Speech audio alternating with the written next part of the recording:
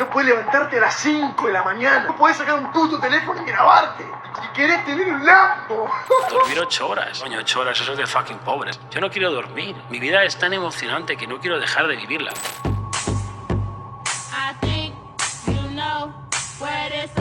El nivel de éxito que tenemos de tener un M2 con 20 años. Antes del trading. Que viene Un evento denominado Además Betting Zoo de Bonnie Blue. Los muertos en el hospital Nacer. ¿No sentís a veces que esto que vivimos ya no es una crisis política o económica, sino una crisis espiritual?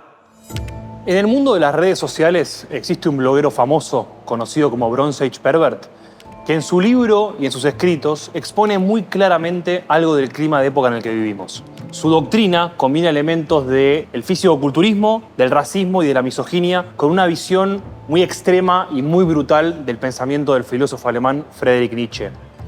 La idea de que los débiles del mundo crearon la moral para limitar, para atar de manos a los seres fuertes que son superiores por naturaleza. En esto que llamamos nietzscheanismo de derecha, lo que aparece es una celebración total de la fuerza física, la fuerza de voluntad, la fuerza económica.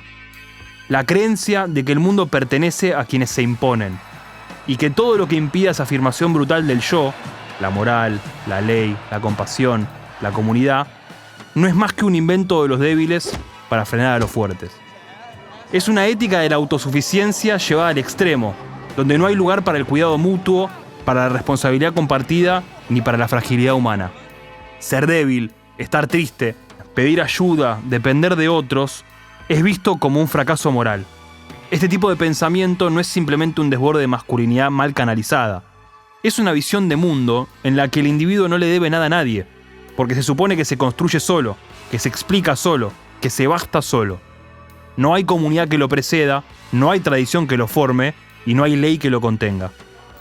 Y por eso mismo no hay tampoco lugar para la política, en el sentido clásico de construir un orden justo para todos. El mercado visto como un campo de batalla y el éxito como prueba de supremacía moral. Lo que vale es imponerse. Y el que no puede, mal por él, que sufra, que desaparezca incluso, todo eso está justificado. Capaz que dicho así suena un poco fuerte, pero ¿es tan distinto de lo que piensa tu vecino? Este video no busca solamente hacer difusión de debates de la filosofía ética del pasado, sino ser una invitación a que pensemos cómo queremos vivir, a que nos preguntemos cuáles son los valores que queremos sostener cuando nadie nos está mirando, y a reflexionar sobre si el yo es un dato o si es una construcción, y si todos nosotros somos seres aislados, atomizados y libres, o si en realidad somos seres en busca de sentido que solo pueden realizarse en esa búsqueda en el marco de una comunidad. Y por eso vamos a hablar del comunitarismo y su debate con la doctrina liberal.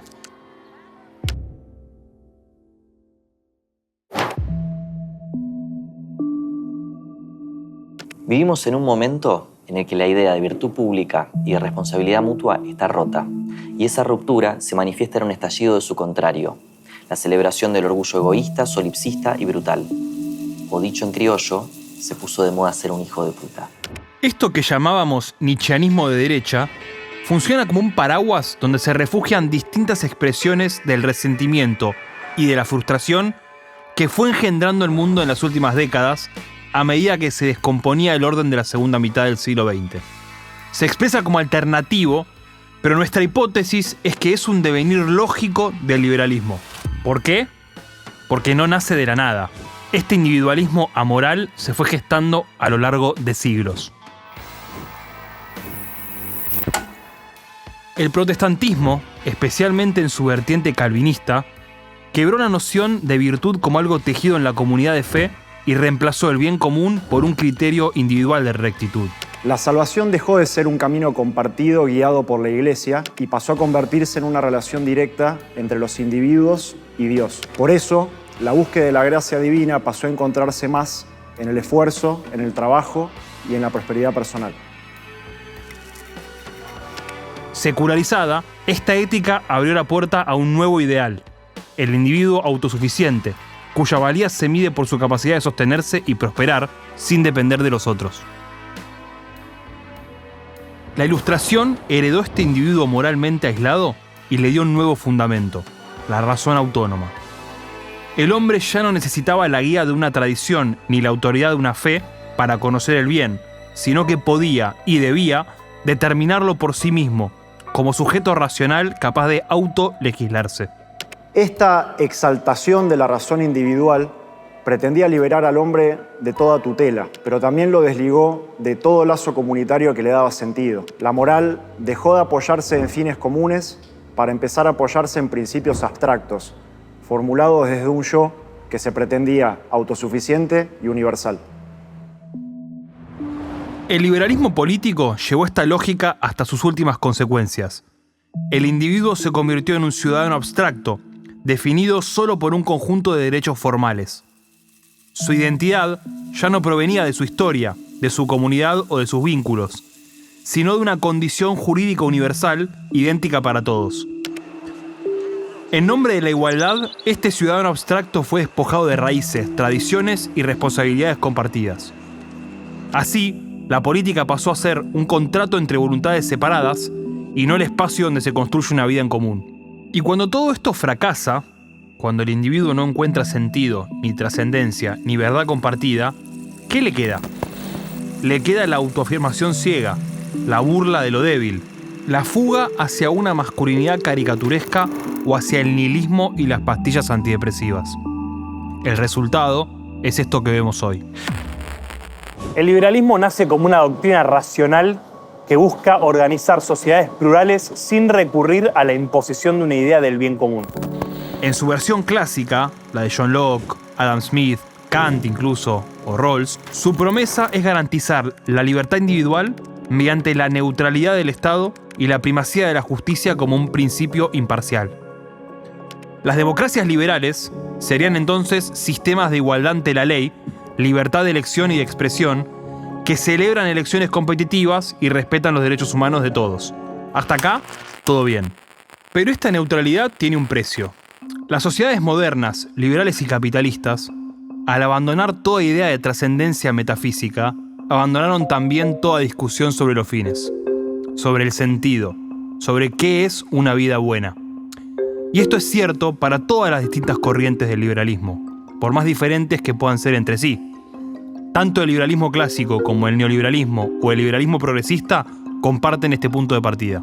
En la visión liberal, el individuo no es un ser que nace de sus relaciones, sino una conciencia aislada que primero apareció como sujeto en el mundo con sus derechos y que flota por encima de sus vínculos, de su historia y de su comunidad. Para el liberalismo, ese hombre suspendido en el tiempo y el espacio tiene sus gustos, sus preferencias y sus deseos, que surgen de él mismo, son personalísimos. Y acá está el giro, porque si bien esto se pensó para garantizar derechos, el derecho a ser distinto, a pensar distinto, a elegir distinto, pareciera haberse convertido en una licencia para no deberle nada a nadie. Como si la idea del mérito propio funcionara como una excusa para mirar por encima del hombro a cualquier persona. No. El juicio. Escena 5, plano 1, toma 2.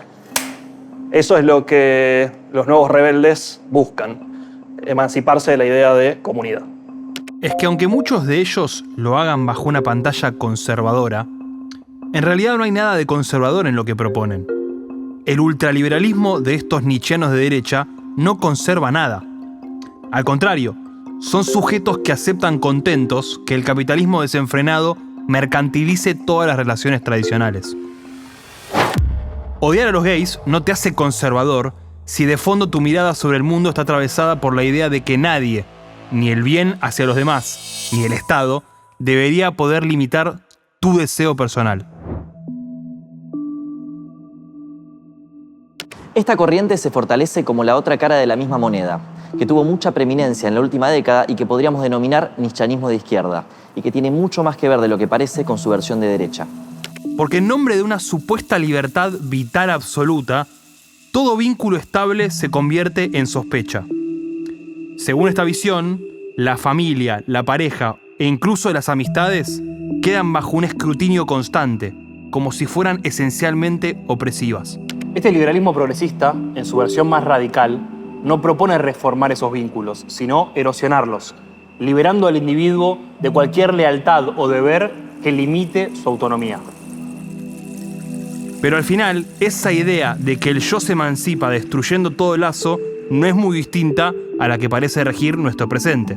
La libertad entendida como la ausencia total de ataduras, aunque eso implique quedarnos solos, sin comunidad y sin raíces. La radicalización del individualismo se apoya en condiciones materiales que lo vuelven plausible. Delivery, apps de citas, e-commerce y una digitalidad que atraviesa toda nuestra experiencia de lo cotidiano. Lejos de querer hacer una crítica al avance científico y tecnológico, es necesario reconocerlo como un fenómeno estructural que produce una subjetividad de la prescindencia comunitaria, la ilusión de que es posible vivir sin otros. Pero esa autosuficiencia constituye, en rigor, un espejismo. Cada clic descansa en una red global que es cada vez más compleja y que es la que hace posible esa falsa independencia. ¿Qué se puede hacer con este sujeto, entonces? ¿Se puede disputar terreno con el proyecto moral del liberalismo que ya fracasó y que nos trajo hasta acá? Es momento de introducir al pensador que anima buena parte de las reflexiones que atraviesan este proyecto audiovisual. Su nombre es Alasdair MacIntyre y su diagnóstico es más actual que nunca.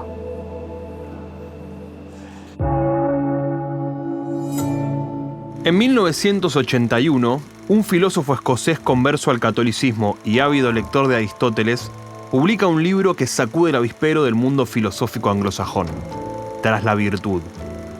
Su nombre es Alasdair MacIntyre y desde entonces se transformará en uno de los críticos más profundos de la modernidad, es decir, aproximadamente los últimos 400 años de lo que llamamos Occidente. Su premisa es sencilla pero contundente. La estructura moral de Occidente está en ruinas. Y lo está porque hemos olvidado qué tipo de criatura es el ser humano. El punto central de su argumento es que todo el andamiaje del pensamiento liberal, con su foco puesto en la autonomía del hombre, su pretensión de neutralidad moral y sus derechos individuales también, descansan sobre una idea equivocada de lo que es el ser humano. Porque supone que somos entes individuales que existen antes de la constitución de la sociedad y por lo tanto desvinculados y fundamentalmente autosuficientes, que podemos desear y elegir sin que nada nos determine o incluso nos condicione de antemano. Pero eso no es verdad, ni filosófica ni históricamente. Para MacIntyre, el ser humano, lejos de ser un átomo aislado y abstraído de sus entornos, es un ser situado, encarnado en una historia, en una tradición, en una comunidad específica que define prácticas específicas. Pero vamos de a poco. El presente para MacIntyre se define por lo que él llama emotivismo. Llegamos a un punto de relatividad moral tan alto que solo podemos tratar de determinar qué es lo bueno o lo justo según lo que sentimos que debería ser, sin ningún elemento racional que lo pueda justificar. Cada uno defiende lo que siente como bueno, y ya no hay lenguaje común para discutir si una acción es virtuosa o no. En un mundo donde todos tenemos derecho a sostener nuestras verdades, solo queda la disgregación entre pequeños grupos que se hablan entre sí y deshumanizan a lo que les aparezca enfrente con otra posición. MacIntyre lo resume así. Eso es lo que él llama la fragmentación moral de la modernidad. Volviendo a lo que habíamos dicho antes, la ficción del individuo construida por la modernidad y entronizada por el liberalismo condujo inexorablemente hacia el nihilismo, y con él a la verdad de Nietzsche. Como se acabaron los preceptos morales, ahora yo, como individuo, debo determinar qué está bien y qué está mal, porque lo único que importa es mi voluntad, y no hay ningún orden racional que me pueda ordenar ni contener. Para MacIntyre, el problema arranca cuando, en el siglo XVIII, el iluminismo, es decir, el movimiento intelectual que buscó fundamentar la moral y la política exclusivamente en la razón individual, prescindiendo de la tradición y de la religión como fuentes de sentido, destierra a Aristóteles del rol que había ocupado a lo largo de los siglos, tanto entre cristianos como entre judíos y musulmanes. La disputa con Aristóteles tiene varios frentes. El más importante de ellos es el científico. El descubrimiento de los errores de Aristóteles en materia de biología y de física se utilizó como argumento para desechar de plano toda su doctrina, incluyendo a su ética, que necesitaría de sus descubrimientos pseudocientíficos para poder sostenerse. Pero, ¿qué pensaba Aristóteles? En el mundo antiguo, y especialmente en Aristóteles, las cosas no se describen solo por lo que son, sino por lo que deben ser. Un cuchillo no es solo un pedazo de metal afilado, es un instrumento cuya función es cortar bien. Y si sabemos para qué sirve, también podemos juzgar si es bueno o malo. Un cuchillo que no corta es un mal cuchillo. Esto, que parece obvio para los objetos, Aristóteles lo extiende también hacia el ser humano. El ser humano tiene una función, un fin, es decir, tiene una esencia y una teleología.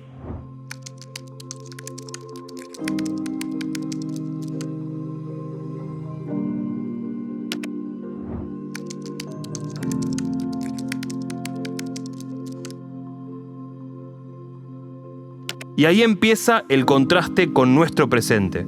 El problema de la modernidad, según pensadores como McIntyre, es que hemos vaciado a la persona de su función. Hoy vivimos como si el ser humano no tuviera un fin intrínseco, como si fuera pura materia maleable al servicio de cualquier proyecto individual sin un para qué común. Para Aristóteles, eso sería como hablar de un cuchillo sin decir que sirve para cortar. Perderíamos el criterio para evaluarlo. Si no sabemos para qué es el hombre, tampoco sabremos qué es una buena vida humana. La estructura mental de Aristóteles es tan potente que sobrevivió siglos casi intacta. Podemos resumirla así. Existe una naturaleza humana y es perfectible. No es una idea romántica ni una esencia mística. Es un conjunto de capacidades y potencialidades que nos distinguen de otros seres vivos. El ser humano no nace acabado, puede desarrollarse o degradarse según cómo viva. Tenemos un fin propio, un telos. No es destino impuesto como una fatalidad, sino la plenitud de nuestras capacidades más altas. La ética consiste en encontrar y seguir el camino hacia ese telos. Son los preceptos, virtudes y hábitos que guían la vida para que cumpla su propósito. Para Aristóteles, identificar la naturaleza humana es relativamente fácil. Es nuestra capacidad racional. No en el sentido frío de un cálculo, sino en la capacidad de discernir lo bueno de lo malo, lo injusto de lo justo, lo conveniente de lo inconveniente, de lo dañino. Pensar racionalmente es pensar respecto a los fines y no solo a los medios. Remite al telos, es decir, que la vida buena es la que maximiza nuestra capacidad de razonar para vivir conforme a la virtud. Esto es lo que separa a Aristóteles de la visión individualista moderna. La polis, la comunidad política, no es solo un agregado de individuos, es una totalidad que hace posible la vida humana plena. Un hombre aislado no es un individuo autónomo en el sentido moderno. Para Aristóteles, es o una bestia o un dios, pero no un hombre. El todo es más que las partes, y el hombre, que es un animal político, solo puede alcanzar la plenitud, todo su potencial, en el marco de la polis. O dicho de otra manera, nadie se realiza en una comunidad que no se realiza. Este esquema no fue una perspectiva teórica más entre muchas otras. Fue la gramática de la moral occidental. Durante la Edad Media, Tomás de Aquino lo fundirá con la fe cristiana, integrando la razón aristotélica con la fe. Así, la idea de que el hombre tiene una naturaleza dada por Dios y que debe perfeccionarse según esa naturaleza se vuelve el centro de la moral. En este marco, la virtud no es un barniz ético opcional, sino el mecanismo por el cual alcanzamos nuestro fin. La virtud tiene un doble significado. Es eso que debe guiar la acción, pero al mismo tiempo es el resultado de haber actuado bien. Aristóteles pone especial énfasis en la prudencia, phronesis, que no es simple cautela, sino la capacidad de encontrar el punto justo entre el exceso y el defecto. Por ejemplo, el coraje es el punto medio entre la temeridad, que es el exceso, y la cobardía, que es el defecto. Este equilibrio no es el resultado de un compromiso mediocre. Es la medida exacta que maximiza el bien. El bien es el resultado de un equilibrio. Acá aparece un elemento central del pensamiento de Aristóteles. Para este pensador no existe un bien personal separado del bien común. Lo que es bueno para mí es bueno para todos, para el conjunto. Bien personal y bien común son dos caras de una misma moneda. Un elemento muy importante en el pensamiento de Aristóteles es que la virtud se aprende en comunidad. No es innata ni producto de la pura teoría. Requiere educación, ejemplo, disciplina y práctica constante.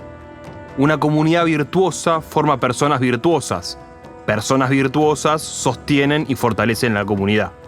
Este círculo virtuoso es la base del orden político y moral. Este es el marco que se rompe en la modernidad ilustrada a partir del siglo XVIII. En esto, McIntyre es tajante. Desde entonces, seguimos usando el lenguaje moral, justicia, deber, derechos, bien, pero estos términos ya no están anclados en un fin común. Son, dice él, esquirlas de un mundo destruido, fragmentos de un edificio ético que ya no existe. El problema actual es que mantenemos el lenguaje de la moralidad, pero hemos destruido el mapa que le daba sentido.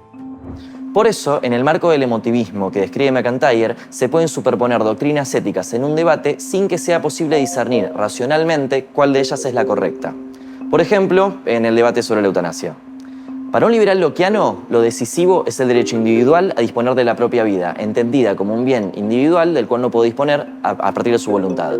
En cambio, para Santo Tomás de Aquino, la vida no es un bien para disponer de manera individual, sino un don que remite a un fin trascendente. Y por eso, suprimirla voluntariamente implica una afrenta en contra del orden natural de las cosas. Además, dice nuestro pensador escocés, lo que en realidad se hallaba oculto detrás de esta resistencia del siglo XVIII a Aristóteles era el pensamiento de Juan Calvino. El pensamiento de Aristóteles es incompatible con el calvinismo, que extendía su influencia sobre Europa con el avance de la Reforma Protestante. De fondo, lo que hay es un debate alrededor de las ideas de mérito, de virtud y de felicidad. Para el calvinismo, la virtud encarna directamente en la gracia divina y esta se refleja en el éxito material. En otras palabras, la virtud dejó de ser una práctica colectiva que lleva al bien común y pasó a ser consecuencia de un mérito individual. Y ese legado, dice MacIntyre, atraviesa toda la cultura liberal, incluso en sus versiones laicas. Por eso cuesta tanto aceptar que necesitamos de otros para ser mejores. Nos imaginamos solos en este mundo de competencia, teniendo que mejorar nuestras habilidades mercantilizables para triunfar contra los demás. Si lo alcanzamos, si logramos el éxito, no importa bien cómo, podremos ser arrogantes y el fracaso material debe ser además humillante. Ojo, algo interesante que señala MacIntyre es que es un error hablar de la Ilustración, del iluminismo racionalista, como un elemento estructural del pensamiento de Occidente. Es una corriente occidental, pero mucho más asociada al universo anglosajón y protestante, que poco tiene que ver con el mundo latino, que se asocia con Roma, con el catolicismo y con la doctrina aristotélica.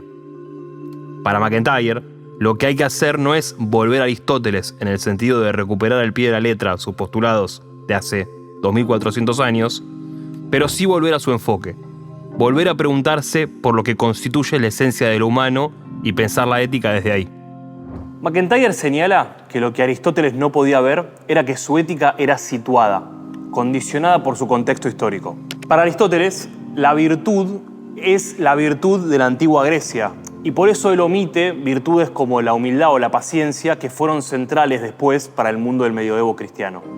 Por eso, recuperar la idea de virtud no significa heredar una lista cerrada y eterna de virtudes concretas, sino rescatar la estructura misma de lo que significa ser virtuoso. Un marco de vida orientado a una idea de bien común, con criterios compartidos para evaluar nuestras acciones, pero abierto a que las virtudes concretas también cambien según la historia y la cultura. MacIntyre articula su propuesta en 3 planos inseparables: práctica, narrativa y tradición.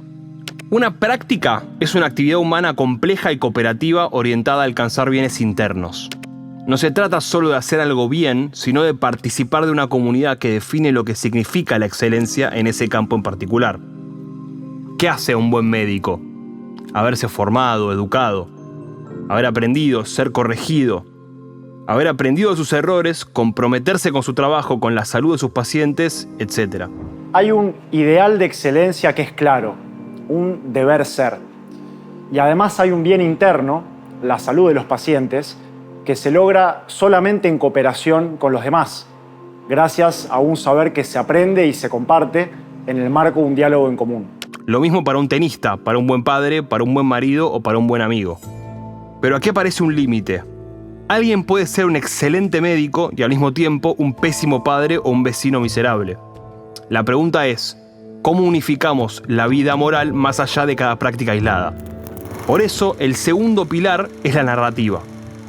Para MacIntyre, la vida no es una colección de decisiones sueltas, sino que tiene una estructura narrativa.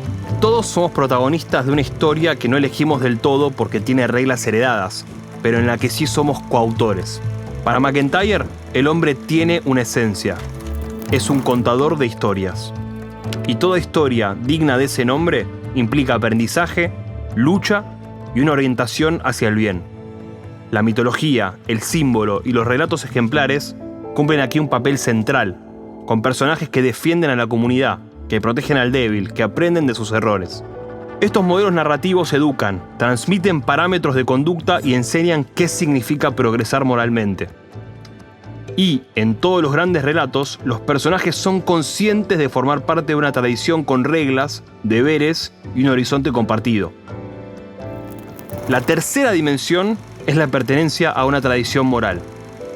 Reconocer y aceptar que venimos de una tradición significa entender que nuestro punto de partida no es cero, sino que heredamos un marco de sentido que debemos aprender antes de cuestionar e intentar superar. Esto es lo contrario al mito moderno del yo aislado y autosuficiente. Para MacIntyre, la comunidad es previa al sujeto, nos da un lenguaje, unas reglas y una serie de virtudes establecidas. Pero esto no es necesariamente un conservadurismo rígido. La tradición es una conversación en curso sobre el bien, no un dogma cerrado. Mantener viva una tradición implica discutir con ella, entenderla para poder proyectarla hacia el futuro. En este sentido, vale recordar las palabras de Antoine Saint-Exupéry. El rito es en el tiempo lo que la morada es en el espacio. Según MacIntyre, somos ante todo animales narrativos. No vivimos nuestras vidas como una serie de toma de decisiones entre listas de opciones abstractas, sino como relatos en busca de sentido. Cada uno de nosotros hereda un conjunto de roles, deberes, expectativas, virtudes e instituciones que nos condicionan, nos formatean, pero que también nos permiten hacer inteligibles nuestras decisiones, comprenderlas. La identidad no se construye de la nada, sino que se descubre porque es en parte producto de la comunidad en la que nos formamos. Proviene en buena medida de la tradición. Por eso quién soy depende de dónde vengo, de qué prácticas me formaron y de dónde extraje el lenguaje que me permite distinguir el bien del mal. Golazo. ¡Ven, carajo! En la modernidad, dice MacIntyre, el yo está fragmentado. Vivimos escindidos, es decir, no hay coherencia moral. Nos comportamos distinto de acuerdo a la esfera de la vida en la que nos encontramos. Por eso su propuesta es reintegrar a la persona en un marco narrativo y tradicional donde las virtudes que aprendemos en una práctica se extiendan toda la vida. No es que crea posible ni deseable volver al medioevo, sino que su propuesta es aún más ambiciosa y más difícil. Reconstruir formas de vida en comunidad donde se practiquen virtudes, donde el sentido del bien sea compartido y donde los sujetos se reconozcan mutuamente como portadores de una historia. Esto significa recuperar la tradición como un espacio vivo de deliberación moral, no como un museo de normas rígidas, sino como el lugar donde las personas crecen, se desarrollan, debaten y se orientan juntas hacia el bien común. Recuperar a Aristóteles, entonces, no es un gesto nostálgico de querer volver al pasado. Es intentar reconstruir ese mapa para pensar el presente. Es entender que no se puede pensar en la vida buena sin saber qué es el hombre y cuál es su esencia. El pensamiento de MacIntyre, como el de otros comunitaristas, se opone al del liberalismo moderno al reivindicar la centralidad de una vida plena en el fin último del ser humano. No se puede vivir una vida plena en aislamiento, sino que es necesario una comunidad que sostenga un proyecto moral compartido. Es en esa trama común donde el ejercicio de las virtudes cobra sentido y donde cada uno de los miembros de esa comunidad puede plantear con cierto nivel de objetividad cuál es su lugar en el mundo. El sujeto autónomo que propone el liberalismo, dice MacIntyre, es una ficción útil pero peligrosa, porque genera individuos incapaces de reconocer el bien común, de comprometerse con fines que los trasciendan y de entenderse como parte de comunidades vivas. Y si perdemos de vista todo esto, lo que nos queda es la ilusión de que todo lo que tenemos es el fruto de nuestro merecimiento, como si hubiéramos llegado hasta acá solos.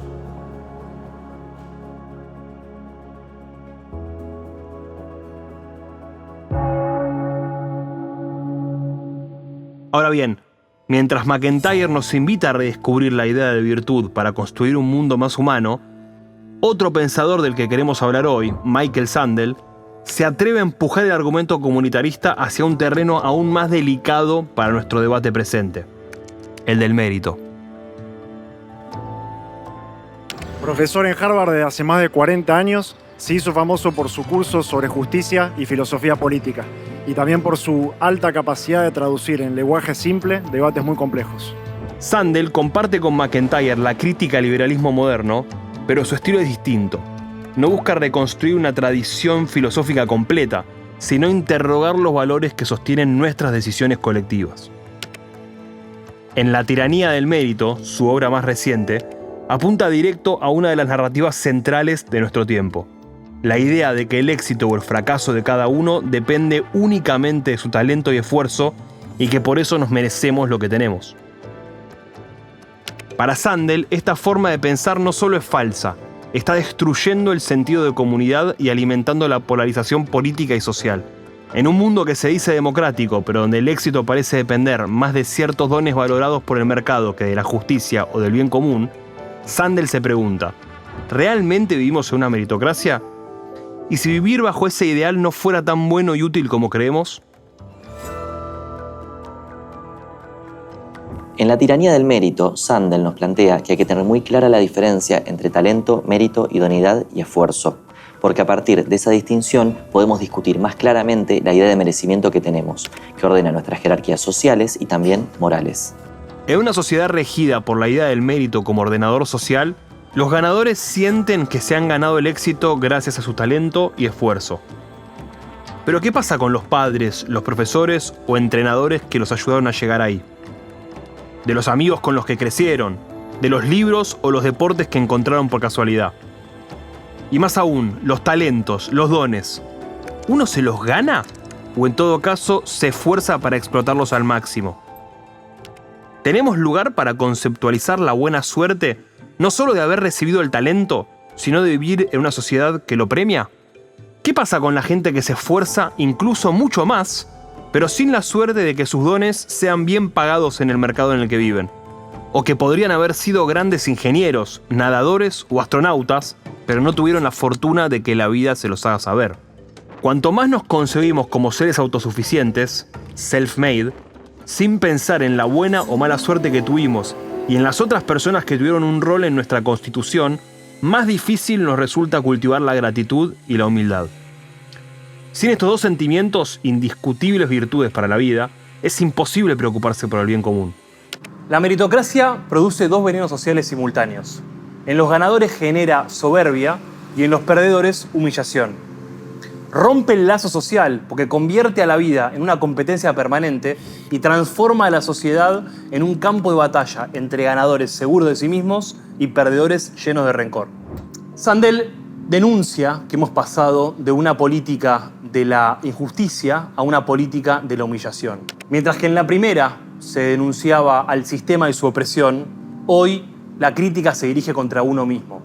Ya no se dice el sistema me oprime, sino yo no estuve a la altura. Esa sería, entonces, la raíz del resentimiento que recorre el mundo. Gracias, Che. De nada. En la sociedad de clases tradicional, en general el trabajador no percibía que su subordinamiento fuera fruto de sus fracasos personales, sino que lo entendía como la consecuencia del sistema en el que vivía. Por eso había combatividad y un espíritu muy fuerte de conflictividad política. De esa manera se lograba negociar con la estructura de poder por un reparto más equitativo de la torta. Para Sandel, el nuevo orden meritocrático no solo fracasa en reducir la desigualdad, también la reorganiza, alineándola con la noción de aptitud y consolidando la idea de que cada persona tiene lo que se merece. Además, señala que en el centro de la crisis ética están los partidos políticos tradicionales, responsables de haber alimentado un proyecto político globalizador durante las últimas 4 décadas, basado en una forma tecnócrata de entender los bienes públicos y una forma meritocrática de entender a las personas. En la raíz del problema, lo que encuentra es la concepción tecnocrática de la política, que descansa en una fe ciega en los mercados. Se presenta como neutral, convirtiendo todo en un problema de eficiencia económica y relegando las decisiones clave a expertos, vaciando de contenido el debate público y corriendo de escena al pueblo en su conjunto. Bajo esta lógica se instala la idea de que las ideologías han muerto. Ya no se habla de derecha e izquierda, sino de lo abierto frente a lo cerrado. Y criticar la globalización, cuestionar el libre comercio o los flujos migratorios se señalaba como atraso, tanto por progresistas como por conservadores. Visto desde una perspectiva histórica, en los 80s, Reagan y Thatcher establecieron la premisa de que mediante la igualdad de oportunidades, los mercados darían a cada uno lo que mereciera. En los 90, los Clinton y los Tony Blair, lejos de confrontar este nuevo mandato, el neoliberalismo, lo convirtieron en una bandera del progresismo. De fondo, lo que se escondía era el desguace del estado de bienestar, que dejaba de ser un escudo colectivo para transformarse en auditor del comportamiento individual. Con el tiempo, la lógica del mérito impregnó la cultura popular y la educación pasó a ser el gran expiador de los pecados sociales. Se planteaba que mediante el esfuerzo en la educación era que se podía alcanzar cualquier meta, por lo cual la desigualdad dejaría de ser un fallo del sistema para convertirse en un fallo personal. Quizás algo de eso estemos viendo en esta reacción contra la educación formal, a la que además le exigimos mucho más de lo que estamos dispuestos a ofrecerle. Este modelo, como es sabido, terminó con el excedente económico yendo a parar casi exclusivamente a quienes ya estaban en la cima de la pirámide social. Por eso, la reacción de las últimas décadas es, en gran medida, una rebelión contra las élites y sus principales víctimas fueron y son los partidos tradicionales. Como MacIntyre, Sandel también rastrea el elemento teológico de este debate y encuentra que detrás del mito de la meritocracia se encuentra la ética protestante que Max Weber analizó como el motor del capitalismo. La idea de que la prosperidad material es señal de virtud. Sandel sostiene que no alcanza con debatir cómo repartimos la riqueza. También debemos preguntarnos cómo valoramos la contribución que cada uno le hace a la sociedad. Propone reforzar lo que llama justicia contributiva, que no mide a las personas solo como consumidores, sino como productores, como ciudadanos que aportan al bien común. El verdadero sentido de comunidad exige que todo trabajo socialmente necesario, desde un cirujano hasta un recolector de residuos, reciba un reconocimiento que vaya más allá del salario. El problema es que la cultura del mérito instaló la idea de que nuestro lugar en el mundo depende únicamente de nuestro talento y esfuerzo, borrando el papel de la suerte y de las condiciones colectivas que nos permitieron llegar hasta ahí. Y que somos producto de toda la gente que pasó por nuestras vidas, de ese tío que te hizo entender el valor de la amistad, de ese amigo que te llevaba a jugar al fútbol donde conociste a esa piba, que cuando fue tu novia te hizo entender que tenías facilidades para convertirte en un buen abogado, y de ese profesor que descubrió tu talento para las matemáticas, o lo que sea. Porque todos, en definitiva, somos todos ellos. La narrativa del mundo en el que vivimos nos ha aislado, nos ha dejado solos, sintiéndonos fuera de un proyecto compartido. Sandel plantea que devolverle dignidad al trabajo implica volver a tejer esas conexiones y garantizar que incluso quienes no escalan socialmente se sientan parte de algo más grande que ellos mismos. Para muchos, la discusión sobre igualdad parece reducirse a un falso dilema. O igualdad de oportunidades o una igualdad absoluta y asfixiante.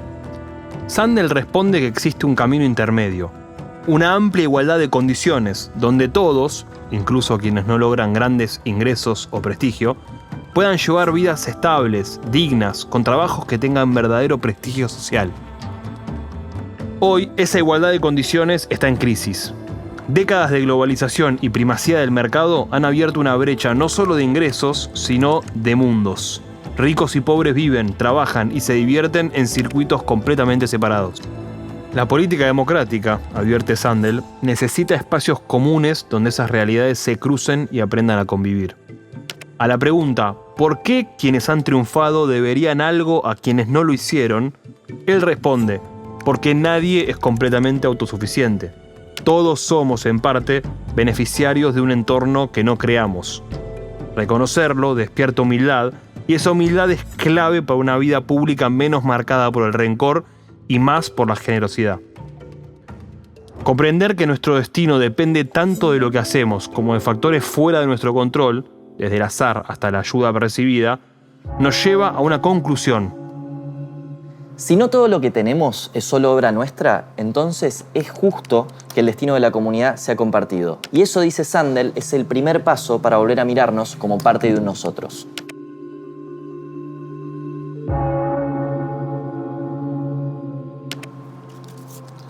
Bien Común busca hacer una serie de videoensayos que, combinando elementos de la historia y de la filosofía o de lo que sea necesario, intentará recomponer la dimensión ética en el debate político. Queremos ayudar a clarificar el debate público, yendo a buscar las tradiciones y las ideas que le dan fuerza y que le dan sentido.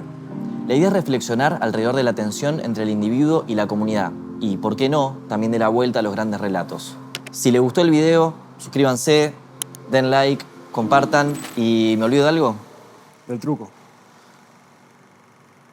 Quiero. Nos vemos en el próximo video.